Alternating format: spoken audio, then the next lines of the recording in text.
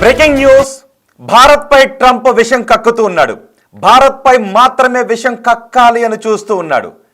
ట్రంప్కి పడని దేశాలు ఎన్నో ఉన్నప్పటికీ వాటి జోలికి వెళ్లకుండా, అమెరికాకు సవాల్ విసురుతున్న ఎన్నో దేశాలు ఉన్నప్పటికీ వాటి జోలికి వెళ్లకుండా కేవలం భారత్ పై మాత్రమే విషం కక్కాలి అని అనుకుంటూ ఉన్నాడు. అటు చైనా అమెరికాకు సవాల్ విసురుతూ ఉంది. చైనా విషయంలో అమెరికా కొంత భయాందోళనలు వ్యక్తం చేస్తుంది. అమెరికాకు పోటీగా చైనా ఎదుగుతుందేమో, ఆర్థిక వ్యవస్థగా ఎదుగుతుందేమో అని అమెరికా భయపడిన సందర్భాలు ఉన్నాయి. ఇవన్నీ ఉన్నప్పటికీ కూడా భారత్ అమెరికాకు స్నేహహస్తాన్ని అందిస్తూ ఉంది. కానీ భారత్ పైనే ట్రంప్ విషం కక్కుతూ ఉన్నాడు. దీనికి కారణం ఏంటి అంటే కొన్ని విషయాలు మనకు వస్తూ ఉన్నాయి. ట్రంప్ భారత్పై ఇంతగా విషం కక్కటానికి, చైనా కంటే ఎక్కువ టారిఫ్లు మనపై వేయటానికి కారణాలు ఏంటో మనం చూస్తే, మనం సానుకూల వైఖరితో ఉన్నాం.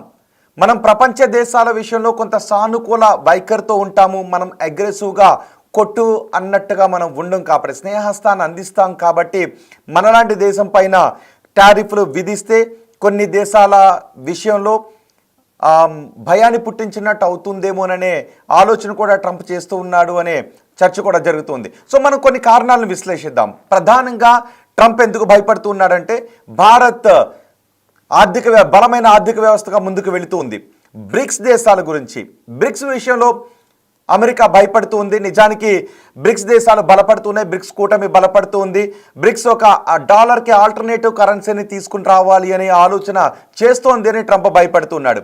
అటువంటి ఆలోచన చేయాలి అని రష్యా అంది, కానీ మిగిలిన దేశాలు పెద్దగా అనలేదు, సపోర్ట్ కూడా చేయలేదు. కానీ రష్యా మాత్రం డాలర్కి ఆల్టర్నేటివ్ కరెన్సీని తీసుకుని రావాలని అనుకుంటూ ఉంది. ఎందుకంటే ఎప్పుడైతే రష్యా ఉక్రెయిన్ వార్ మొదలైందో యూరోపియన్ యూనియన్ దేశాలు, పశ్చిమ దేశాలన్నీ రష్యాపై ఆంక్షలు విధించాయి, రష్యాకు డాలర్ దక్కకుండా చేశాయి. దీంతో రష్యా కొన్ని ఇబ్బందులు పడింది. చైనా రష్యా నుంచి ఆయిల్ దిగుమతులు చేసుకుంటూ ఉంది. ఆ సమయంలో రష్యా కరెన్సీతోనే ఆయిల్ దిగుమతి కూడా చేసుకుంటూ ఉంది, వాణిజ్యం చేస్తూ ఉంది. సో అలాంటి సందర్భంలో ఈ డాలర్ ప్రాబల్యాన్ని తగ్గించాలి అని రష్యా భావిస్తూ ఉంది. రష్యా భారత్కి చిరకాల మిత్రుడుగా ఉన్నాడు, ఎప్పటికీ రష్యా మిత్రుడుగానే ఉంటాడు. సో బ్రిక్స్ దేశాలు, మిగిలిన దేశాలు దానికి ఆమోదముద్ర వేయకపోయినా ఇప్పుడు అలాంటి ఆలోచన వచ్చింది కాబట్టి భవిష్యత్తులో ఎప్పుడైనా బ్రిక్స్ దేశాలు అంటే ఇప్పటికే బ్రిక్స్ దేశాలు బలపడుతూ ఉన్నాయి. బ్రిక్స్ దేశాల్లో మేము బ్రిక్స్ కూటమిలో చేరుతాము అని చాలా దేశాలు వస్తూ ఉన్నాయి. ఇరాన్ కూడా చేరింది. మిగిలిన దేశాలు కూడా బ్రిక్స్ వైపు చూస్తూ ఉన్నాయి. ఎందుకంటే బ్రిక్స్ అమెరికా వంటి సంకుచితమైన ఆలోచనలు కలిగినటువంటి దేశాలు ఇటు బ్రిక్స్లో లేవు. కాబట్టి ఇప్పుడు బ్రిక్స్ బలపడితే అన్ని దేశాలు బ్రిక్స్ వైపు కూటమిలో చేరుతూ ఉంటే అమెరికా ప్రాబల్యం, డాలర్ ప్రాబల్యం ప్రపంచ దేశాల్లో తగ్గిపోతుందేమోననే భయం ఈ అమెరికా అధ్యక్షుడు ట్రంప్ను వెంటాడుతుంది. అందుకే భారత్పై ఇప్పుడు ఆంక్షలు విధించాలి అన్న ఆలోచనతో ముందుకు వెళుతూ ఉన్నాడు అని. ఇది ఒక కారణమైతే, రెండవ కారణం వాణిజ్య ఒప్పందం. మనకి అమెరికాకి ఫ్రీ ట్రేడ్ అగ్రిమెంట్ లేదు. ట్రేడ్ పాలసీ ఫామ్ మాత్రమే ఉంది.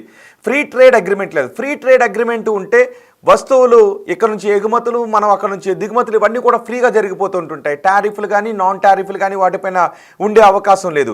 ఇప్పటికే మన దేశంలోకి వ్యవసాయ ఉత్పత్తులను భారీగా తీసుకుని రావాలి అని ట్రంప్ అనుకుంటూ ఉన్నాడు. ఒకవేళ అమెరికా నుంచి మనం నాన్ టారిఫ్ రూపంలో ఆ వ్యవసాయ ఉత్పత్తులు కావచ్చు, ఇతర వస్తువులు కావచ్చు తీసుకుని వస్తే మన దేశ రైతులు ఇబ్బందులు పడే అవకాశం ఉంటుంది. మన దేశ రైతులకు మనం కనీస మద్దతు ధరను చెల్లించడానికి ఇబ్బందులు పడాల్సినటువంటి పరిస్థితులు ఇక్కడ కనిపిస్తూ ఉంటుంటాయి. సో అటువంటి పరిస్థితులు రాకూడదు అని మనం అమెరికాతో పూర్తి స్థాయి వాణిజ్య ఒప్పందాన్ని చేసుకోలేదు. ఫ్రీ ట్రేడ్ అగ్రిమెంట్ లేదు.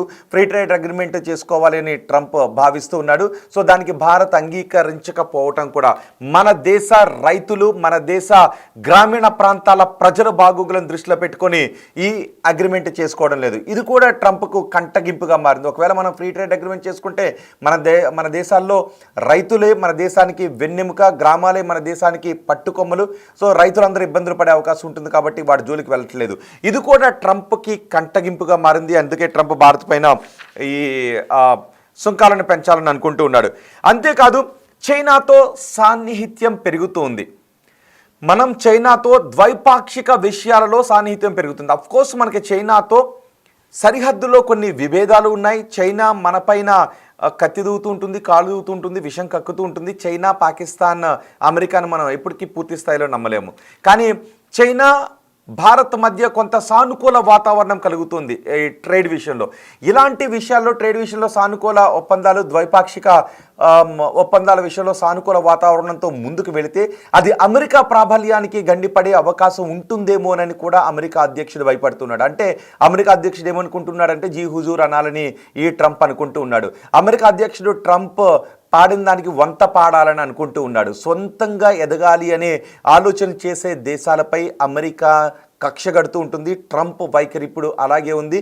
సో చైనా భారత్ మధ్య సంబంధాలు బలపడుతున్నాయి. కొన్ని సరిహద్దు సంబంధాలు ఉన్నప్పటికీ వాటిని మనం పరిష్కరించుకుంటూ మిగిలిన విషయాల్లో మనం బలపడుతూ వెళ్తున్నాం. సంబంధాలు బలపడుతున్నాయి. బ్రిక్స్ దేశాల్లో చైనా కూడా ఉంది. కాబట్టి ఈ సానుకూల వైఖరి ట్రంప్కి కంటగింపుగా కనిపిస్తూ ఉంది. అందుకే ట్రంప్ ఈ భారత్పై ఇటువంటి నిర్ణయం తీసుకున్నాడు అనే మరో మాట కూడా వినిపిస్తుంది.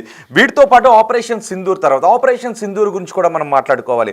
ఆపరేషన్ సింధూర్లో మనందరం అనుకున్నాం పాకిస్తాన్ను మనం చితక్ కొట్టేస్తున్నాం, పాకిస్తాన్ పని అయిపోయింది అని. కానీ మనం యుద్ధాన్ని కోరుకోలేదు. పాకిస్తాన్ యుద్ధాన్ని ప్రారంభించింది. పహల్గామ్లో దాడి తర్వాత మనం అక్కడ టెర్రరిస్టుల క్యాంపులను ధ్వంసం చేసిన తర్వాత పాకిస్తానే మనపై మిసైల్స్ను ప్రయోగించింది. వాటిని మనం తిప్పికొట్టాం. పాకిస్తాన్ కుర్రో ముర్రో లబోదిబోం అంటూ అడగడంతో మనం యుద్ధాన్ని ఆపాం. కానీ ట్రంప్ మధ్యలో కలగజేసుకుని నేనే యుద్ధాన్ని ఆపాను అని చెప్తున్నాడు. సీజ్ ఫైర్ కంటే ముందే అతను ఒక ట్వీట్ కూడా చేశాడు. అయితే ట్రంప్ ఏమనుకున్నాడు అంటే ఇది ట్రంప్ చొరవతోనే యుద్ధం ఆగింది అని భారత ప్రకటన చేయాలి అని ట్రంప్ కోరుకున్నాడు. అందుకే ఇప్పుడు పాకిస్తాన్ ఇండియా మధ్య యుద్ధాన్ని ఆపింది నేనే, ఒక అణుయుద్ధాన్ని ఆపింది నేనే, అందుకే నాకు నోబెల్ శాంతి బహుమతి కూడా కావాలని అనుకుంటూ ఉన్నాడు. కానీ మనం దాన్ని ఖండిస్తూ ఉన్నాం. ఏ ప్రపంచ నాయకుడు కూడా మా మధ్య యుద్ధాన్ని ఆపడానికి ముందుకు రాలేదు అని చెప్తున్నాడు. ట్రంప్ ఈ విషయంలో కలగజేసుకోలేదు. వాణిజ్య ఆంక్షలు మాపై విధిస్తాము అని ట్రంప్ మమ్మల్ని బలవంతం చేసి యుద్ధాన్ని ఆపించలేదు అని మనం చెప్పాము. సో ఈ క్రెడిట్ మనం ట్రంప్కి ఇవ్వలేదు అని ట్రంప్ చాలా అక్కస్తూ ఉన్నాడు. నిజానికి ట్రంప్ ఈ విషయాన్ని ప్రపంచ వేదికలపై చాలా సందర్భాలు చెప్పాడు. భారత్ పాకిస్తాన్ మధ్య యుద్ధాన్ని ఆపేసింది నేనే అని చెప్పాడు.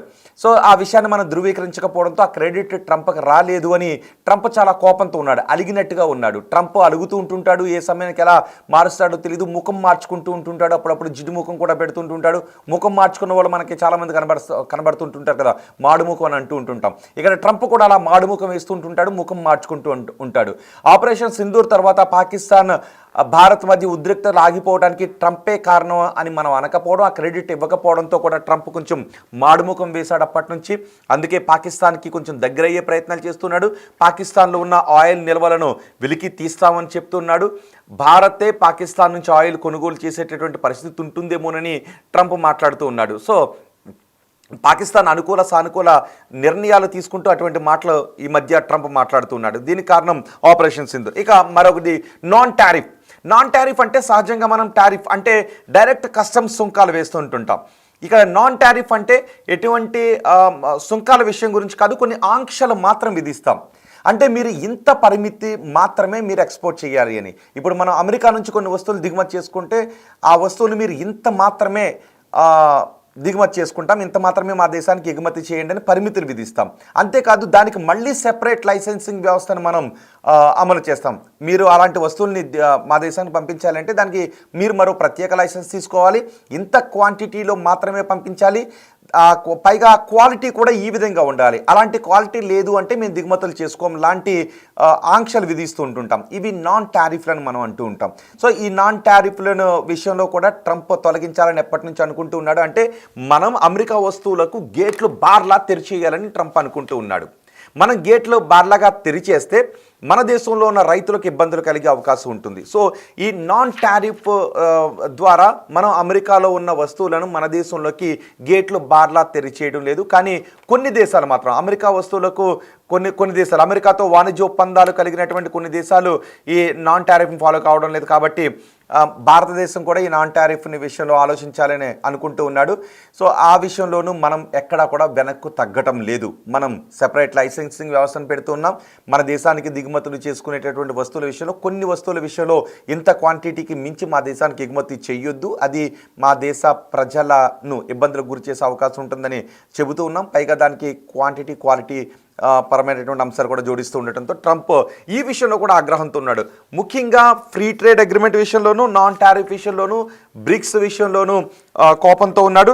చైనాతో సన్నిహిత సంబంధాలు బలపడుతూ ఉండటంతో ట్రంప్కి కంటగింపుగా మారింది. ఒకసారి ట్రంప్ని చూడండి, ఆ ఫేస్ చూస్తే మీకు ఏమనిపిస్తుందో చెప్పండి. ఎందుకంటే కొన్ని చాలా హావభావాలు పెడుతుంటుంటాడు. ప్రపంచంలో ట్రంప్ ముఖంలో పెట్టే హావభావాలు ట్రంప్ తప్ప మరెవరూ పెట్టలేరు అన్నట్టుగా మనకి కనిపిస్తుంటుంటాయి. సో ఇక్కడ ట్రంప్ మనపై విషం కక్కటానికి, మాడుముఖం వేయటానికి కూడా కారణం ఇదే. ఇక ఆపరేషన్ సింధూర్లో క్రెడిట్ ఇవ్వలేదని. సో ఇన్ని కోపాలు భారతదేశంపై పెట్టుకొని ఏ దేశంపైనా విధించనంత టారిఫ్లు ఇప్పుడు మన దేశంపై విధిస్తున్నాడు. ఎప్పుడు ట్రంప్ అమెరికా చైనా గురించి మాట్లాడుతూ ఉంటుంది, చైనా విషయంలోనే మాట్లాడుతుంది. కానీ ఇప్పుడు చైనా కంటే ఇంకో 20% ఎక్కువగా మనపై ఈ వాణిజ్య పన్నులు విధించడమే ఆశ్చర్యం కలిగిస్తోంది. సో ప్రపంచ దేశాల్లో ఉన్నటువంటి వాణిజ్యవేత్తలను, వాణిజ్య విశ్లేషకులను ఈ విషయం ఆలోచింపజేస్తూ ఉంది. మా ఫ్రెండ్ అంటూనే, మా మిత్రదేశం అంటూనే మిత్రదేశానికి ఏకంగా 50% బాధుడు ఎందుకు బాదుతున్నాడు అని ఒక్కొక్క దేశం కూడా ఆలోచనలు చేస్తూ ఉంది. ఒక్కొక్క దేశం ఆలోచనలు చేసి ఒక్కొక్క రకంగా విశ్లేషిస్తుంది. బహుశా ఈ కారణం కావచ్చు, బ్రిక్స్ దేశాలు బలపడుతూ ఉన్నటువంటి ట్రంప్కి కంటగింపుగా మారుండొచ్చు అని కొంతమంది అంటూ ఉంటే, వాణిజ్య ఒప్పందం ఫ్రీ ట్రేడ్ అగ్రిమెంట్ చేసుకోకపోవడం అని కొంతమంది అంటూ ఉన్నారు, చైనాతో సాన్నిహిత సంబంధం అని మరికొంతమంది అంటూ ఉన్నారు, ఇంకా ఆపరేషన్ సింధూర్ విషయంలో ట్రంప్ అలిగాడు అని ఇంకొంతమంది అంటున్నారు. సో ఈ నాన్ టారిఫ్ గురించి కూడా ట్రంప్ అలిగాడు అనే విషయం అందరికీ సుస్పష్టమైనటువంటి విషయమే. సో ఇవన్నీ ట్రంప్కు కంటగింపుగా మారాయి. అందుకే భారత్పై ఏకంగా 50% టారిఫ్ని విధించాడు. కానీ దీనికి చూపిస్తున్నటువంటి కారణం ఏంటి అంటే రష్యా కారణంగా చూపిస్తున్నాడు. రష్యా మనకి చిరకాల మిత్రుడు. రష్యా నుంచి మనం చౌకగా చమురుని దిగుమతి చేసుకుంటూ ఉన్నాం. ఇప్పుడు అమెరికా అధ్యక్షుడు ట్రంప్ ఈ 50% టారిఫ్ సుంకాలను విధిస్తూ ఉండటంతో రష్యా మనకి ఇంకా చౌకగా ఆయిల్ను ఇస్తాను అని చెప్తోంది, ఇంకా చౌకగా మనకి క్రూడ్ ఆయిల్ను సప్లై చేస్తాను అని రష్యా ముందుకు వస్తుంది. దీంతో ఇప్పుడు ట్రంప్కి ఏం చేయాలో తెలియని పరిస్థితి కనిపిస్తోంది. అదే సమయంలో ట్రంప్ ఏమంటూ ఉన్నాడంటే ఇంకా గాంభీర్యమైన మాటలు మాట్లాడుతున్నాడు. భారతదేశంతో మేము ఎటువంటి వాణిజ్య చర్చలు ఉండవు, భారతదేశంతో ఎటువంటి వాణిజ్య చర్చలు మాకు ఉండవు అని ట్రంప్ చెబుతూ ఉన్నాడు. బహుశా భారతదేశంతో ఎటువంటి వాణిజ్య చర్చలు ఉండకపోతే ఒకవేళ తాత్కాలికంగా కొన్ని ఇబ్బందులు పడేటువంటి అవకాశం ఉంటుంది. మనం అమెరికాకు ఉత్పత్తి చేసే వస్తువుల విషయంలో కొన్ని ఇబ్బందులు ఖచ్చితంగా ఎదురవుతాయి, ఉద్యోగాల విషయంలో కొన్ని ఇబ్బందులు ఎదురవుతాయి, కానీ వాటిని తట్టుకుని నిలబడే శక్తి మాకుంది అని చెప్తున్నారు. సో ఇప్పుడు బ్రిక్స్ దేశాలు కూడా బలపడుతూ ఉన్నాయి కాబట్టి అమెరికాకు మనం ఏ వస్తువులనైతే ఎగుమతులు చేస్తూ ఉన్నామో ఆ వస్తువులు ఇతర దేశాలు, ప్రపంచంలో ఉన్న ఏ దేశాలు ఆ వస్తువుల అవసరాలు ఉన్నాయో వాటికి ఎగుమతులు చేసుకునే విధంగా మనం వ్యూహాన్ని మార్చుకుంటే అమెరికాకు పెద్ద దెబ్బ కొట్టినట్టే అవుతుంది. సో అమెరికానే మళ్ళీ దిగి రావాల్సినటువంటి పరిస్థితి ఉంటుంది. ట్రంప్ గతంలో కూడా అన్నాడు, బ్రిక్స్ దేశాలు సొంతంగా కరెన్సీని తీసుకుని రావాలనుకుంటే ఆ దేశాలపై 100% పన్నులు వేస్తాను అని బెదిరించే ప్రయత్నం చేశాడు. ఎందుకంటే రష్యా ఆ మాట అంది కాబట్టి. తర్వాత ఇదిగో అదిగో అంటూ మళ్ళీ సుంకాల విషయంలో అటు ఇటు కూడా ఉంటాడు. సో ఇప్పుడు ఇలాంటి నిర్ణయాలు అమెరికాలో రెసెషన్కు కారణమయ్యే అవకాశాలు ఉంటాయి. అమెరికాలో ద్రవ్యోల్బణం పెరగడానికి దారితీసేటటువంటి పరిస్థితులు ఏర్పడుతూ ఉంటాయని ప్రపంచ వాణిజ్యవేత్తలు, విశ్లేషకులు చెబుతూ ఉన్నారు. సో ఏం జరుగుతుందో చూద్దాం. ప్రస్తుతానికి మాత్రం భారత్ భయపడేది లేదు. మా దేశ ప్రజల అవసరాలు, మా దేశ ప్రజల ప్రయోజనాలే మాకు ముఖ్యమని తెగేసి చెప్పాం. సో ఇన్ని విశ్లేషణలు వినిపిస్తూ ఉన్నాయి. రష్యా కూడా మనకి ఆయిల్ చౌకగా సప్లై చేస్తాను అని చెబుతుంది కాబట్టి ఇవి ఒక రకంగా ప్రస్తుతానికి ఇది కష్టంగా కనిపించిన భారతదేశానికి రాబోయే రోజుల్లో ఇది ఒక శుభ పరిణామంగానే పరిణమించే అవకాశం ఉంటుంది. మనం మరింత రాటు తేలటానికి దోహదపడే అవకాశాలని ఇది ఏర్పరుస్తుందనే చర్చ కూడా జరుగుతుంది. మరి మీరేమనుకుంటున్నారు? మీ అభిప్రాయాన్ని కామెంట్ బాక్స్లో తెలియజేయండి.